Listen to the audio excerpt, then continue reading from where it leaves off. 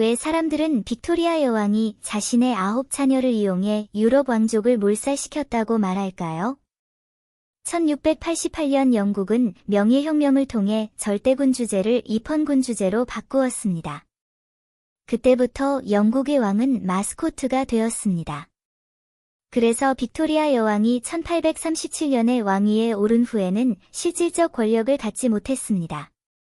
하지만 이 여왕은 유럽 전체에 큰 영향을 미쳤습니다.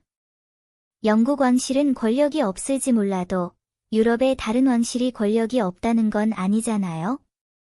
만약 누군가가 자신의 후손이 다른 나라의 왕좌를 계승하도록 허용한다면 그것이 이 문제에 대한 완벽한 해결책이 아닐까요? 빅토리아 여왕은 확실히 그렇게 했습니다. 1. 빅토리아 여왕이 유럽의 할머니라고 불리는 이유는 무엇입니까?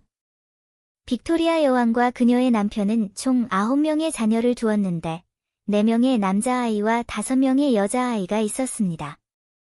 이것은 거대한 결혼팀입니다. 64년간 왕위에 있었던 노령의 왕인 빅토리아 여왕은 결코 그렇게 귀중한 자원을 낭비할 수 없습니다. 먼저 장녀 빅토리아 공주가 독일 황제 비렐름 2세를 낳았습니다. 장녀 빅토리아 공주는 당시 프로이센의 왕세자였던 프리드리히와 결혼했습니다. 프리드리히는 나중에 독일 황제가 되었는데 프리드리히 3세라고도 불렸다. 불행히도 프리드리히 3세는 황제가 된 지 불과 99일 만에 후두암으로 사망했습니다. 그리하여 프리드리히 3세와 빅토리아 공주의 아들인 비렐름 2세가 새로운 독일 황제가 되었습니다. 윌리엄 2세는 누구나 잘 알고 있는 인물입니다.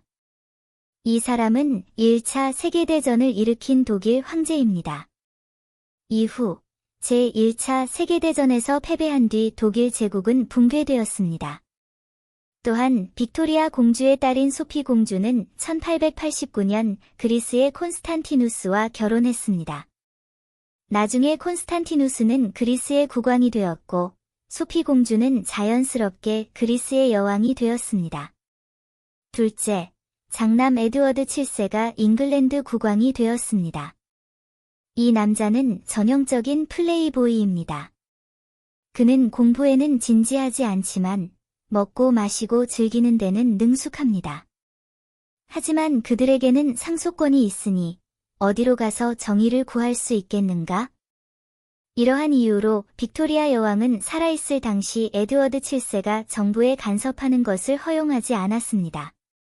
여왕이 죽은 후에야 50세가 넘은 에드워드 7세가 공식적으로 왕의 권력을 장악했습니다. 셋째, 둘째 딸인 앨리스 공주는 차르 러시아의 마지막 황후를 낳았습니다. 앨리스 공주는 독일 귀족 루트비히 4세와 결혼했는데 그는 평범한 대공에 불과했기 때문에 말할 것이 많지 않습니다. 하지만 앨리스 공주의 딸 중 한 명은 차르 러시아의 마지막 차르인 니콜라스 2세와 결혼했습니다. 니콜라스 2세는 매우 유명해요. 윌리엄 2세처럼 그는 1차 세계대전의 주요 참여자였다. 그 결과 니콜라스 2세와 그의 가족 전체가 10월 혁명에서 죽었다. 앨리스 공주는 또한 나중에 영국의 필립 왕자의 할머니가 되는 딸을 두었습니다. 영국 엘리자베스 2세 여왕의 남편인 필립 왕자가 얼마 전에 세상을 떠났습니다. 넷째, 둘째 아들 알프레드 왕자는 차르 러시아의 공주와 결혼했습니다. 알프레드 왕자는 영국의 에든버러 공작이 되었습니다. 1874년에 그는 러시아의 차르 알렉산더 2세의 외동딸인 마리아 대공비와 결혼했습니다. 알렉산더 2세는 매우 유명합니다. 청나라로부터 150만 평방킬로미터가 넘는 땅을 빼앗은 사람은 바로 이 차르였습니다. 게다가 이 차르의 통치 기간 동안 중앙아시아 5개국의 영토도 정복되었습니다. 알프레드 왕자와 그의 아내는 6명의 자녀를 두었습니다. 장녀 마리아는 루마니아 국왕 페르디난트 1세의 여왕이 되었고 그들의 후손들은 오랫동안 루마니아의 왕으로 재위했습니다. 다섯째, 넷째 딸 루이스 공주는 캐나다 총독과 결혼했습니다. 캐나다는 영토가 넓지만 역사적으로 오랫동안 영국의 지배를 받았습니다. 캐나다의 국가 원수는 영국 여왕이고 캐나다 총독은 캐나다에서 여왕을 대신하는 대리인이며 캐나다의 사실상 최고 지도자입니다. 루이스 공주는 가족의 반대에도 불구하고 아가일 공작의 후계자인 로른 후작과 결혼했습니다. 원래 가족 모두 그녀가 왕자와 결혼할 수 있기를 바랐습니다. 로른 후작은 운이 좋았습니다. 루이스 공주와 결혼한 뒤 그는 캐나다 총독이라는 좋은 직업을 얻었습니다. 여섯째, 셋째 아들이 나서 왕자는 프로이센의 공주와 결혼했습니다. 이것은 분명히 정치적 결혼이었지만 이해할 만한 일이었습니다. 결국 프로이센은 당시 매우 강력했고 영국 왕실은 그에 걸맞은 모습을 보여야 했습니다. 프로이센에 와서 왕자와 마가렛 공주는 세 자녀를 두었습니다. 그중 그의 딸 마가렛 공주는 스웨덴 왕세자와 결혼하여 왕세자비가 되었습니다. 일곱째, 다섯 번째 딸인 베아트리스 공주가 스페인 여왕을 낳았습니다. 빅토리아 여왕의 막내딸 베아트리스 공주는 바텐베르크의 헨리 왕자와 결혼했습니다. 바텐베르크 가문은 독일에서도 유명한 가문이다. 그들은 결혼 후 4명의 자녀를 두었습니다.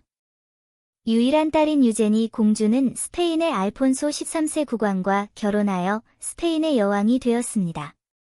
이를 통해 우리는 빅토리아 여왕의 자녀들이 기본적으로 다양한 유럽 국가의 왕실 구성원과 결혼했다는 것을 알 수 있습니다. 이는 유럽의 모든 군주가 어느 정도 빅토리아 여왕과 관련이 있다는 걸 의미했습니다. 하지만 이건 정말 끔찍한 일이에요. 왜 그럴까요? 2. 빅토리아 여왕은 우연히 유럽 왕실 전체에 재앙을 가져왔습니다. 빅토리아 여왕은 혈우병 유전자를 보유한 사람이었습니다. 놀라운 점은 그녀 자신은 그 질병을 앓지 않았지만 그녀의 유전자는 그녀의 자손에게 유전되었다는 것입니다. 그녀의 아이들은 유럽의 주요 왕족과 결혼했고 이로 인해 혈우병 유전자가 유럽 왕족 전체에 빠르게 퍼졌습니다. 어떤 사람들은 농담조로 이 질병을 귀족 질병이라고 부르기도 합니다. 하지만 사람들이 빅토리아 여왕의 부계와 목의 가족을 추적했을 때 혈우병 환자는 단 한 명도 발견되지 않았습니다. 그래서 많은 사람들은 빅토리아 여왕이 왕실에서 태어나지 않았을 것이라고 추측했습니다. 일부 사람들은 빅토리아 여왕이 어머니와 남자 비서 사이에서 태어났다고 믿기도 합니다. 이 질병의 가장 단순한 현상은 신체 일부가 다치면 출혈이 멈추지 않아 결국 사망에 이르게 된다는 것입니다. 게다가 이 질병은 남성에게만 전염되지만 여성에게는 전염되지 않습니다. 반드시 그런 것은 아니라는 것이 증명되었습니다. 여성이 복균자일지라도 이 유전자는 남성 자손에게만 전달됩니다. 그러니까 빅토리아 여왕 자신은 아프지 않았고 그녀의 딸도 병에 걸리지 않았다. 그래서 빅토리아 여왕의 정략 결혼 이후 거의 모든 유럽 왕족이 고통을 겪었습니다. 이 혈우병 유전자는 영국에서 시작하여 거의 모든 유럽 왕족에게 퍼졌습니다. 그러므로 그녀가 단독으로 유럽 왕족을 몰살시켰다고 해도 과언이 아닐 듯합니다. 빅토리아 여왕은 대영 제국을 건설한 여왕입니다. 빅토리아 여왕은 82세까지 살았고 64년간 통치했습니다. 그녀는 권력은 없다고 할지 몰라도 정치적 결혼을 통해 국가관계를 관리하는 데는 매우 능숙합니다. 그녀의 후손들은 유럽 전역에서 권력을 장악하고 있다. 영국 정치인들이 이 여왕을 얕잡아 볼 수 있다고 생각하시나요? 그러니까 정책은 정책이지만 모든 일은 사람에 따라 달라진다는 거죠. 빅토리아 여왕이 자신의 노력으로 입헌군주제 정신을 접어두지 않았나요? 그녀의 통치 기간은 영국이 급속히 발전하는 시기였다. 당시 영국은 전 세계의 식민지를 보유하고 있었고 해가 지지 않는 제국으로 불렸습니다. 면적은 3,367만 평방킬로미터로 당시 세계 총 면적의 4분의 1에 해당합니다. 또한 영국 제국의 인구는 약 5억 명에 달하였는데 이는 당시 세계 인구의 4분의 1에 해당합니다. 그리하여 1878년에 빅토리아 여왕이 다시 대관식을 치르고 영국의 여왕이자 인도의 여제가 되었습니다.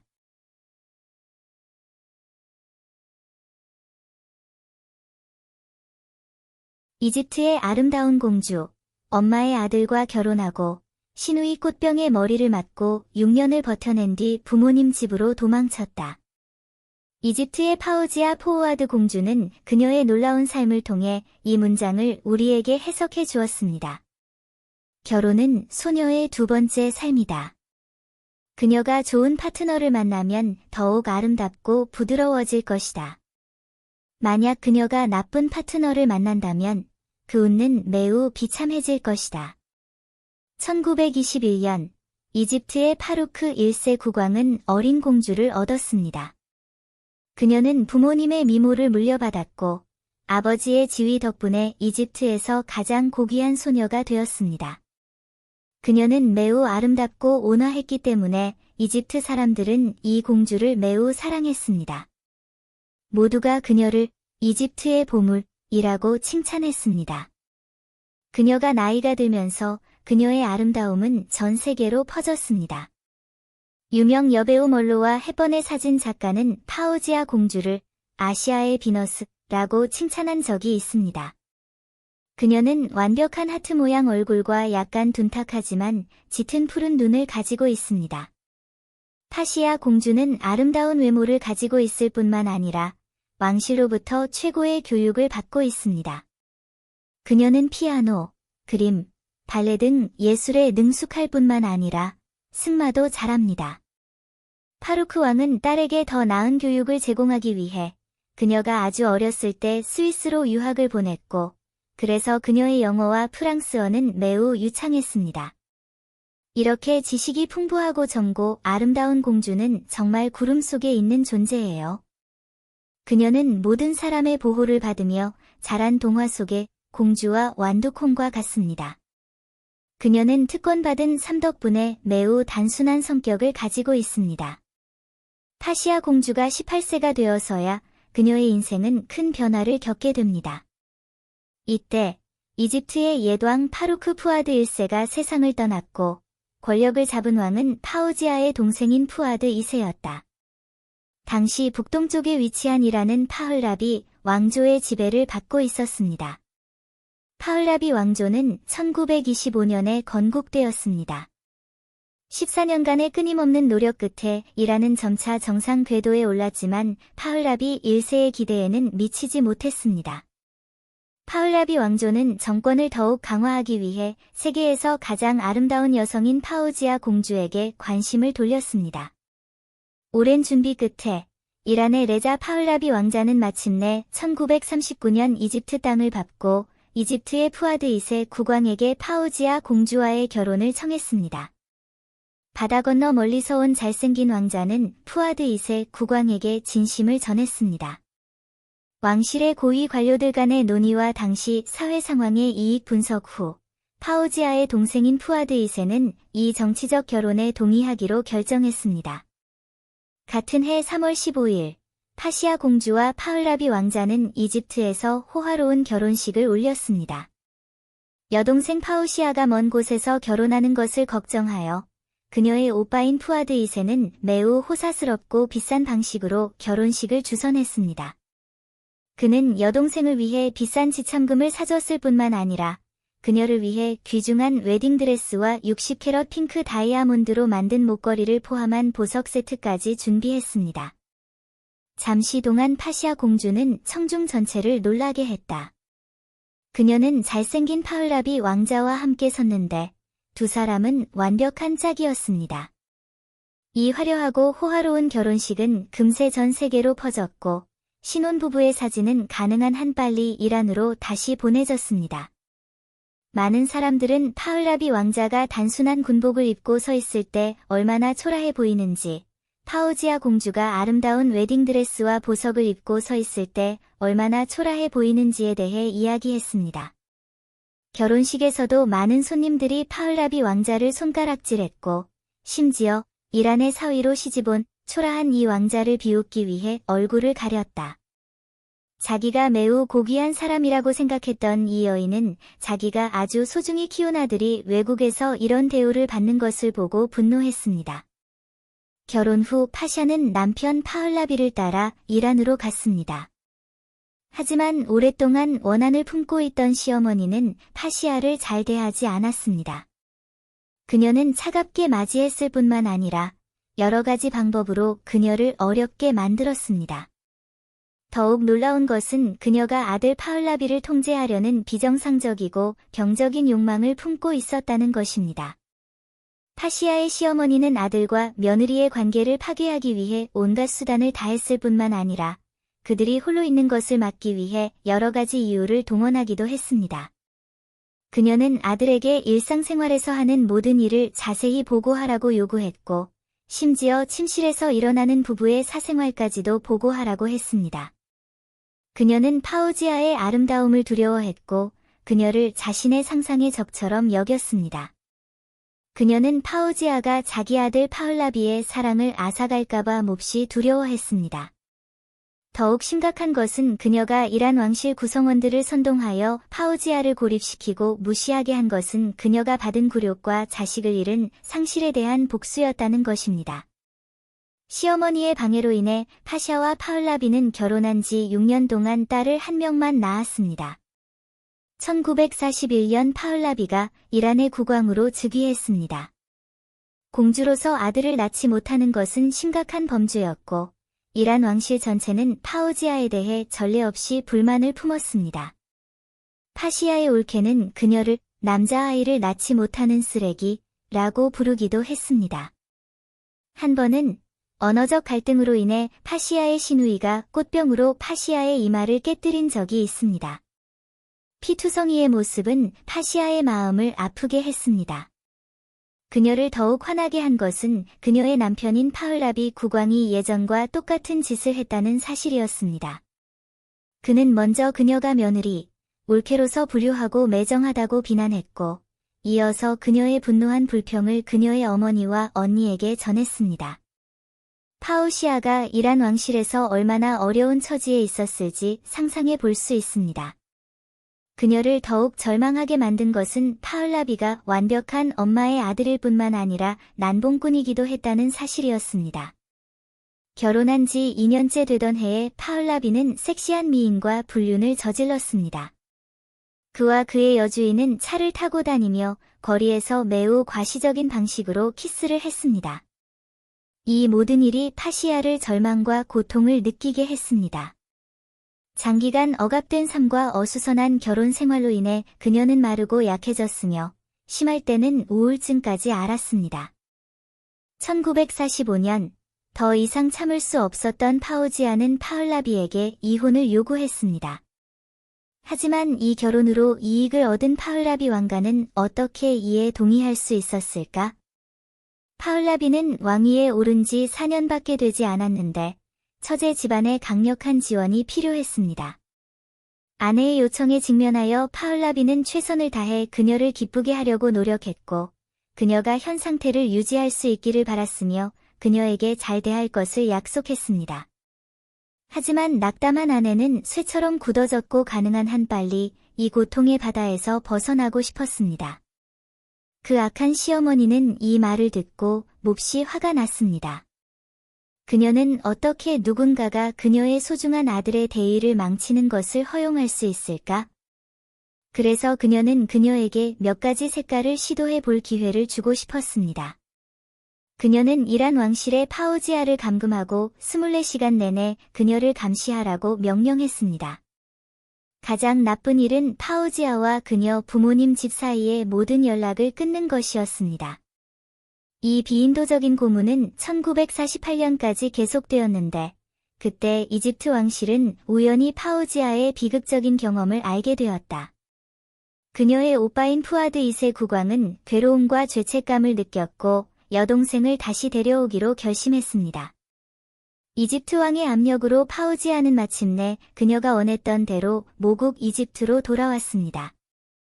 1949년 파우지아는 마침내 그녀의 인생에 딱 맞는 사람, 이스마일 대령을 만났고 그녀가 바랐던 대로 그와 결혼했습니다.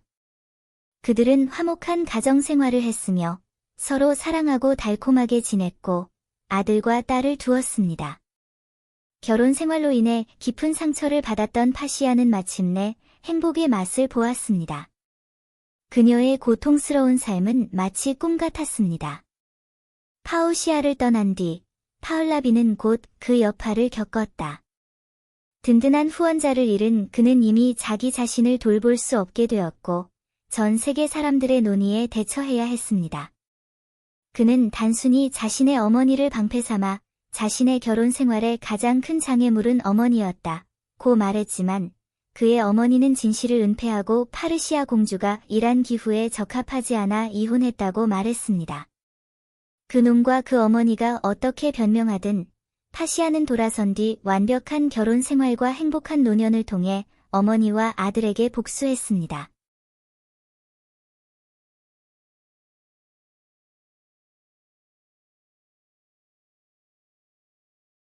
무측천 묘 앞에 61개 무두석상, 수천 년간 풀리지 않다가 두 농부가 풀다. 우리가 아는 것처럼 무측천은 중국 역사상 유일한 정통 여황제입니다. 그녀의 삶은 그녀가 죽은 후에도 전설과 논란으로 가득 차 있었습니다. 그녀의 삶 속의 장점과 단점은 모든 사람의 판단에 달려 있습니다. 그녀의 무덤 역시 마찬가지로 신비롭습니다. 그녀의 무덤 앞에는 머리가 없는 돌로 된 사람이 61명 있었습니다. 이 머리 없는 돌 조각상의 정체와 중요성은 오랫동안 미스터리로 남아있다. 1974년이 되어서야 두 농부가 영묘 근처에서 잡초를 베던 중 우연히 석상의 머리를 발견했고 이로써 1000년 동안 숨겨져 있던 비밀이 밝혀졌습니다. 그럼 그 이면에 어떤 이야기가 있는 걸까요? 오늘 그것에 대해 이야기해 보겠습니다. 무측천의 무덤. 무측천의 무덤은 걸릉, 건릉, 의로, 산시성 쉔양시 건현에 있다.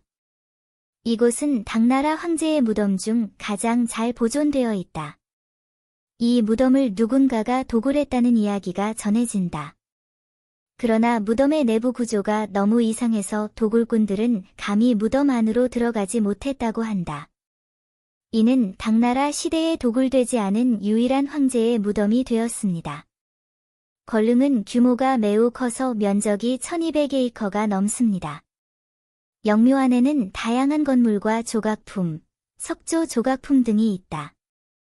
그 가운데 가장 눈길을 끄는 것은 영묘 앞에 있는 비문이 없는 석비와 머리가 없는 석인입니다. 비문이 없는 비석이란 무엇인가? 이는 무측천이 자신을 위해 세운 거대한 석비로 높이가 약 6.3m, 무게가 98톤에 달한다고 전해진다. 일반적으로 이러한 돌은 비문을 새기는 데 사용되어 무덤 주인의 삶의 영광스러운 업적을 기록합니다. 무측천의 비석에는 글자가 없이 새겨진 글은 없습니다. 물론 일부 사람들은 비문에 적힌 글자가 침식되었다고 말합니다. 글자가 없는 비석에 대한 나의 가장 일반적인 의견은 무측천이 그녀의 장단점을 판단하기 어렵다고 생각했기 때문에 그것을 후세의 판단을 맡겼다는 것입니다. 그 이유에 대해서는 다양한 의견이 있습니다.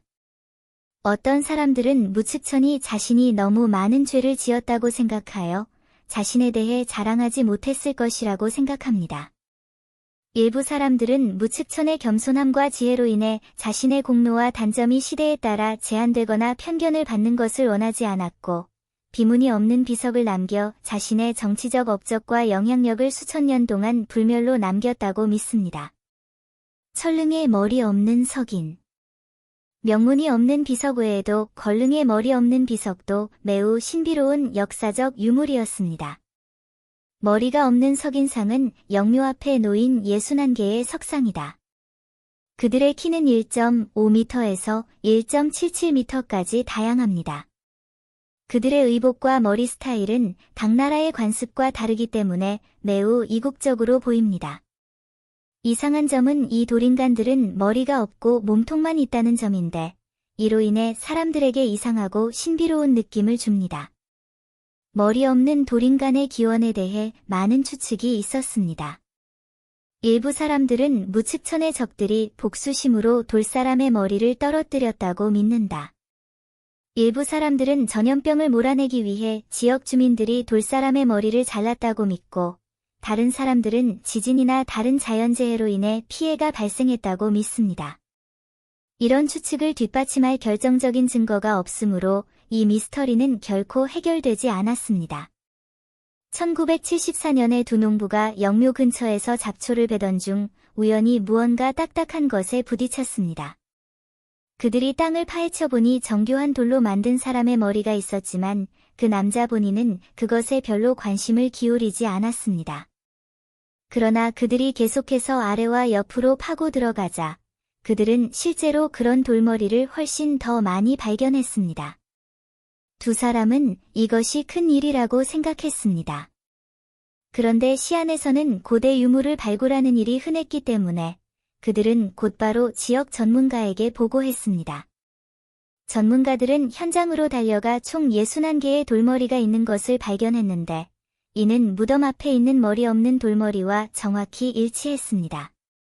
그러자 전문가들은 돌머리를 다시 가져와서 신중한 조사를 진행했고 마침내 천년된 이 미스터리의 진실을 밝혀냈습니다. 문제의 진실. 전문가들은 석상두상의 모습, 옷차림, 헤어스타일, 기타 특징을 분석한 결과 이 석상두상은 한족이 아니라 투르크족이나 다른 소수민족 또는 정권의 사절이라는 사실을 밝혀냈습니다. 투르크족은 고대 중앙아시아의 유목민족이었습니다. 그들은 한때 강력한 투르크 제국을 건설했지만 나중에 당나라에 의해 파괴되었습니다. 투르크계 민족은 머리에 큰 수염과 따은 머리를 특징으로 하는데 이는 한족과 매우 다릅니다. 전문가들은 이 돌머리상이 무측천이 자신의 업적을 기념하기 위해 조각한 투르크 지도자와 장관들의 초상화라고 추측하고 있습니다. 우리는 모두 무측천의 통치 기간에 나라가 부강하고 외세의 교류가 활발했으며 많은 속국을 회복했다는 것을 알고 있습니다. 또한 정관양식의 유산이 많다는 말도 있습니다. 정복당한 속국 중에는 다양한 투르크족이 있었습니다. 무측천은 이정, 소정방 등 유명한 장군들을 여러 차례 파견하여 돌궐을 정복하고 당나라에 복종하게 했습니다. 그녀는 또한 두 나라 사이의 우호 관계를 강화하기 위해 투르크 칸과 결혼했습니다. 무측천의 통치 기간 동안 여러 나라의 사절이 그녀에게 여러 번 찾아와 경의를 표하며 복종을 표했습니다. 그녀가 죽었을 때조차도 이들 투르크계 속국들은 그녀의 장례식에 대표자를 보내어 그녀에게 존경과 감사를 표했습니다. 이들 가신국들의 충성심을 기리기 위해 무측천과 그녀의 대신들은 그들의 모습을 석상으로 조각하여 명예와 존경의 표시로 각자의 능묘 앞에 두도록 명령했습니다. 그러나 나중에 이 지역에서 지진이 발생하여 걸릉도 피해를 입었습니다. 61명의 석인들의 머리가 떨어져 나갔는데 그래서 머리 없는 석인이라는 말이 생겼습니다. 1000년 동안 풀리지 않았던 이 미스터리는 두 농부가 돌사람의 머리를 발견하면서 마침내 우연히 해결되었습니다. 오늘날 이 머리 없는 석인상은 무측천의 능묘의 풍경일 뿐만 아니라 무측천의 역사의 한 시대를 증언하는 증거이기도 합니다.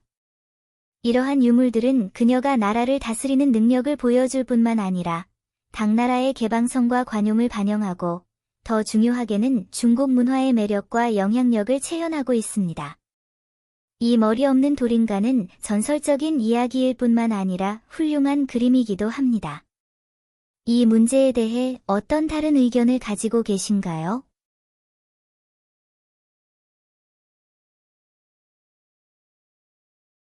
역사상 7대 황당한 사건, 믿기지 않지만 실제로 일어났다. 세상은 너무 넓어서 온갖 이상한 것들이 존재합니다. 믿을 수 없는 일들이 실제로 일어났습니다. 이 7가지 겉보기에 터무니없는 사건은 어떻게 일어났을까? 비행기 추락 사고에서 기적적으로 살아남은 사람.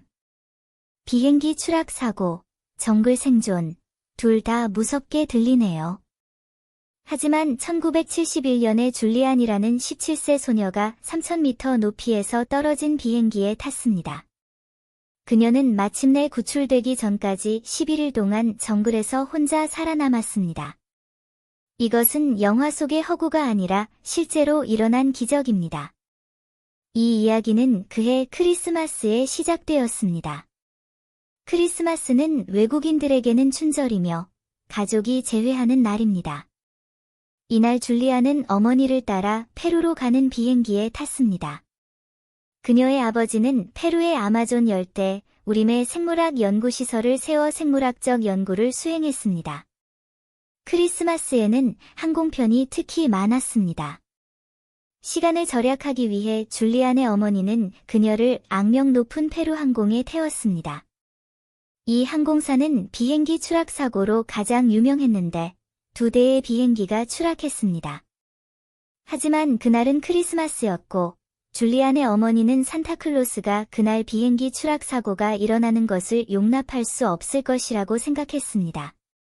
전설적인 산타클로스가 물질 세계에서 비행기를 조종할 수 없다는 건 안타까운 일이다. 비행기가 이륙한 지 20분도 채 안 되어 폭풍 중심을 향해 날아갔습니다. 줄리아는 어지러움을 느꼈고 창문으로 비행기가 지구를 향해 달려오는 것을 보았습니다. 엄청난 충격력으로 비행기는 산산조각이 났습니다. 다행히 줄리안이 비행기에서 떨어질 때 좌석은 그녀의 몸에 단단히 고정되어 있었고 그녀가 떨어진 곳은 상승기류의 중심이었습니다. 마치 기적처럼 줄리안은 굵은 덩굴이 있는 울창한 숲에 착륙했습니다. 이러한 여러 겹의 완충 장치 덕분에 줄리안은 거의 무사했지만 그녀는 기절하고 말았습니다. 줄리안은 깨어나자마자 구출을 요청해야 한다는 것을 즉시 깨달았습니다. 그녀의 부모님은 오랫동안 열대우림에서 일하셨기 때문에 그녀는 이곳의 환경에 익숙했습니다. 물을 따라가라는 것은 그녀의 부모님이 그녀에게 가르쳐 주신 생존 기술이었습니다. 낯선 환경에서 11일 동안 혼자 걸어간 줄리아는 야만인처럼 피곤하면 잠을 자고 깨어나면 길을 계속 갔다. 더 이상 버틸 수 없다고 생각했을 때 또 기적이 일어났습니다. 줄리아는 마침내 열대우림에서 수색하던 구조대를 만났다. 이때 줄리안의 십자인대가 끊어졌습니다. 장기간의 정신적 스트레스로 그녀는 마비되었고 눈은 빨갛게 변했습니다. 그녀 팔의 상처는 썩었고 살아있는 구더기로 가득 차 있었습니다. 줄리아는 비행기 추락 사고에서 유일한 생존자였습니다. 인간 도둑이 백학을 강탈하다. 도둑에게도 나름대로의 행동 강령이 있다고 하지만 백화를 털었던 도둑들은 정말 사람들의 상상을 초월했습니다. 2018년 폴란드 당국은 힌두룸이 무리의 추적 장치를 설치하여 이동 경로를 조사했습니다. 백학 무리가 떠난 후 폴란드 기관들은 그들의 움직임을 감시하기 시작했습니다. 처음에는 모든 것이 정상적이었습니다. 동물 이주는 매우 조직적이었고 그 엄격한 작업은 과학 연구자들에게 큰 인상을 남겼습니다. 하지만 얼마 지나지 않아 이 이동하던 백학 무리가 비정상적인 행동을 하기 시작했습니다.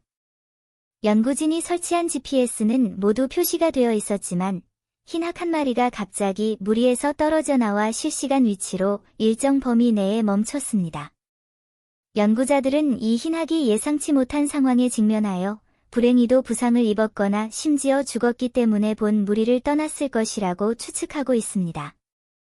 어느 날 전화회사에서 $2,700의 전화요금 청구서를 보내올 때까지 그들은 흰학이 실제로 사고를 당했다는 사실을 깨닫지 못했습니다.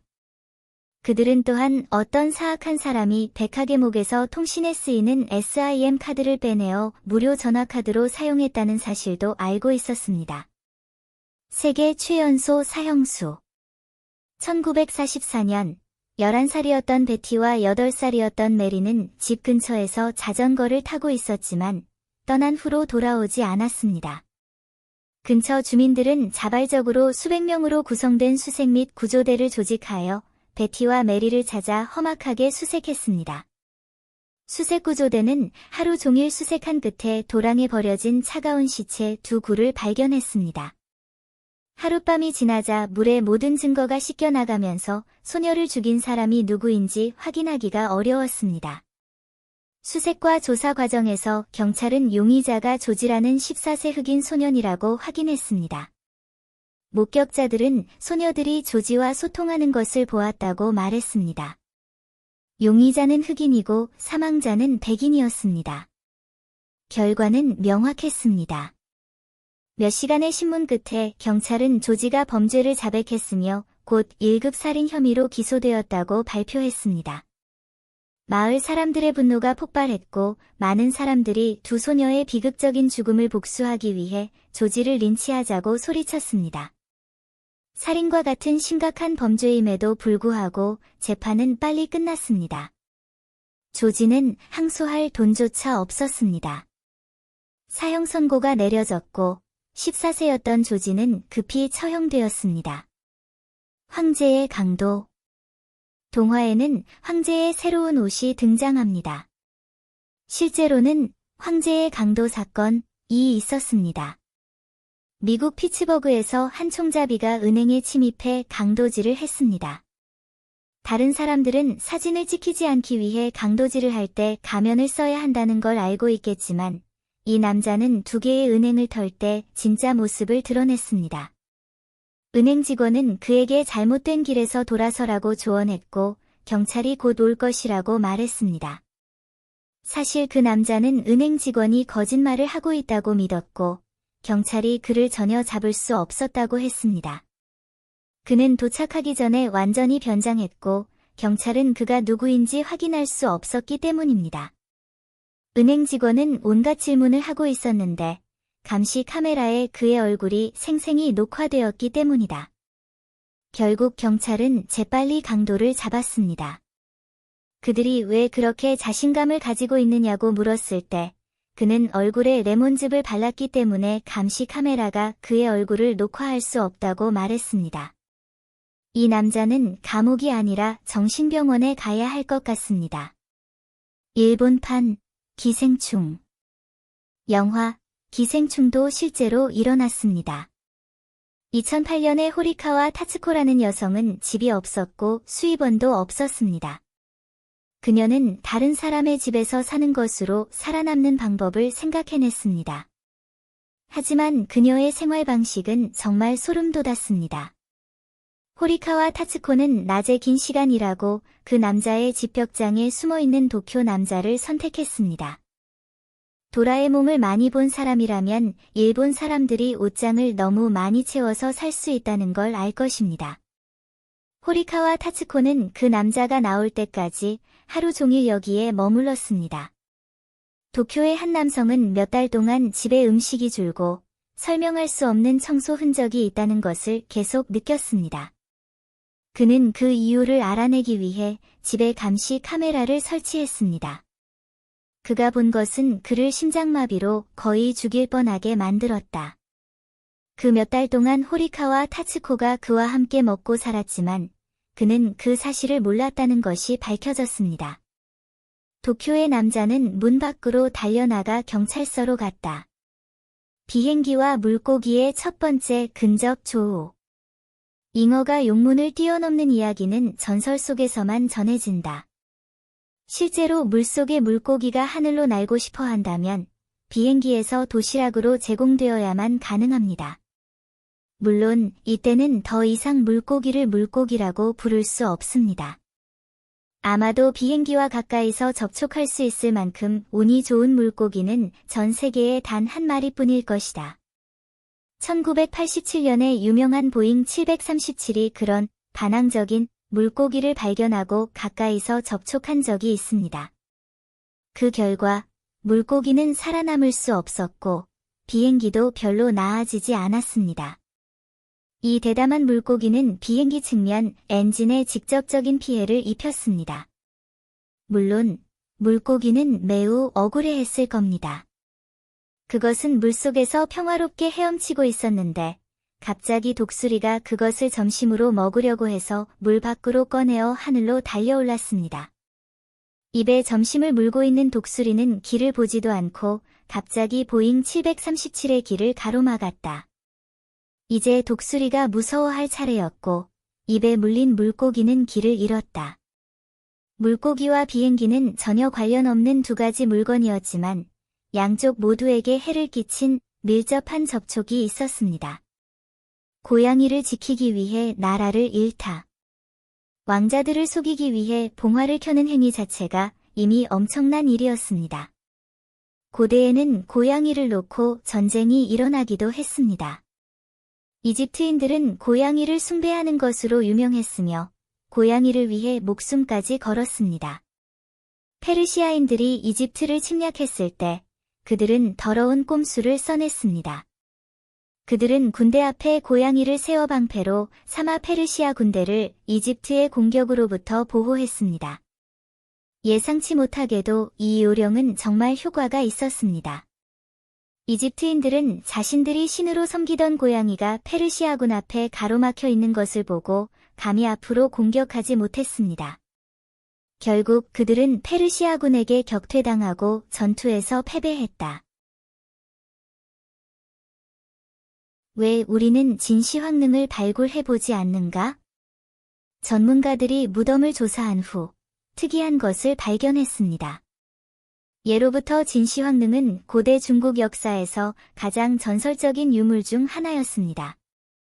중국 최초의 황제 진시황 영정의 무덤인 이곳은 고대 중국 문명의 빛나는 업적을 상징할 뿐만 아니라 풀리지 않은 수많은 미스터리를 감추고 있습니다.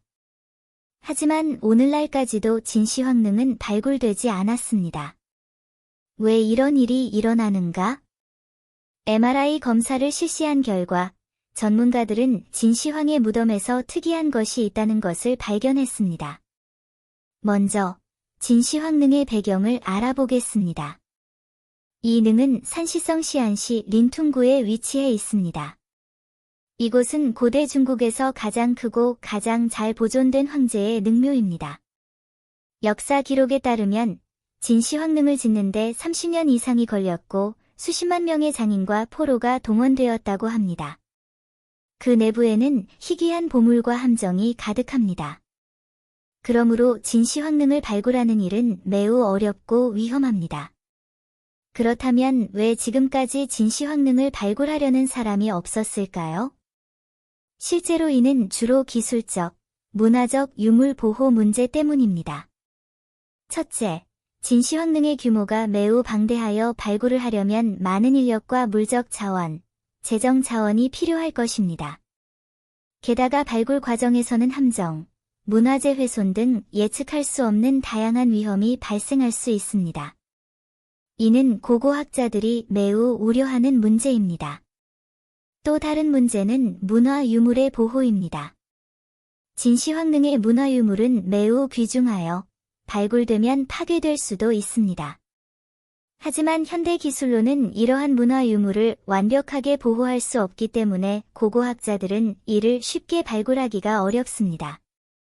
물론 어떤 사람들은 왜 우리가 채굴에 더욱 진보된 기술을 사용하지 않는지 궁금해할 것입니다. 사실 이는 쉬운 일이 아니다. 진시황릉을 발굴할 때는 토양의 질, 수문학, 기후 등 많은 요소를 고려해야 하며 이러한 모든 요소는 발굴의 진행과 결과에 영향을 미칠 수 있습니다. 게다가 발굴 과정에서는 예측할 수 없는 다양한 위험과 어려움이 발생할 수 있으며 이를 처리하기 위한 충분한 경험과 준비가 필요합니다. 그러나 지금으로선 진시황릉의 비밀을 완전히 밝혀낼 수 없어도 역사적 자료와 현대 기술을 연구, 탐구하면 이 능에 대한 많은 정보를 알아낼 수 있습니다. 예를 들어, 우리는 진시황릉 주변의 지리적 환경과 건축적 배치를 연구하여 진시황릉의 건설 방법과 목적을 유추할 수 있습니다. 우리는 현대의 과학과 기술적 수단을 사용하여 영묘의 내부 구조와 배치를 알아낼 수도 있습니다. 최근 일부 전문가들은 자기공명 영상 기술을 사용하여 진시황릉에 대한 탐사와 연구를 진행했습니다.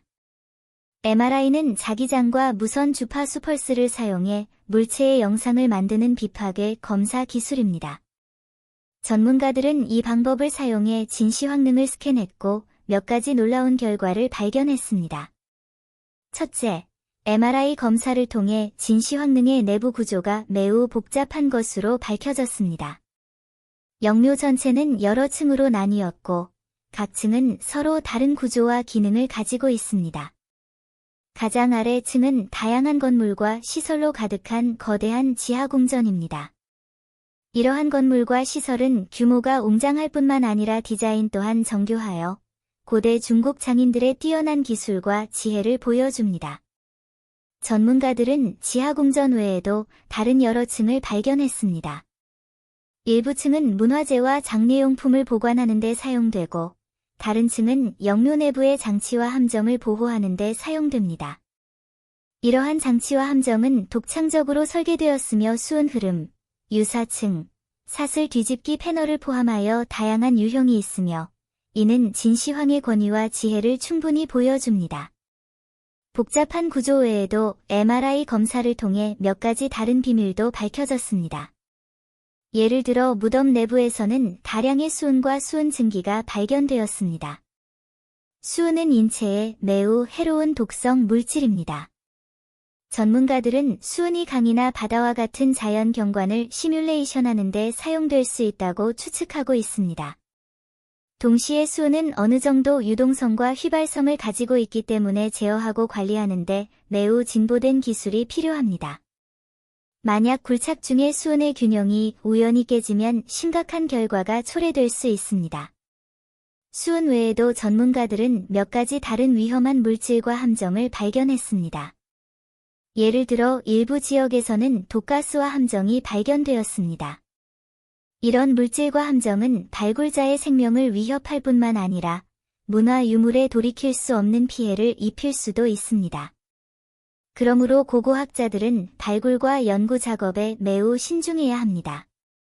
간단히 말해 핵자기 공명주사 등의 현대 과학기술을 이용한 연구를 통해 진시황의 무덤이 실제로 특이한 것이라는 사실이 밝혀졌습니다. 그 내부 구조는 복잡하고 수은 등 다양한 함정과 위험 물질로 가득 차 있습니다. 이를 위해 고고학자들은 발굴과 연구에 있어 매우 신중해야 합니다. 그렇지 않으면 돌이킬 수 없는 결과가 초래될 수 있습니다. 그래서 지금까지 발굴되지 않았습니다.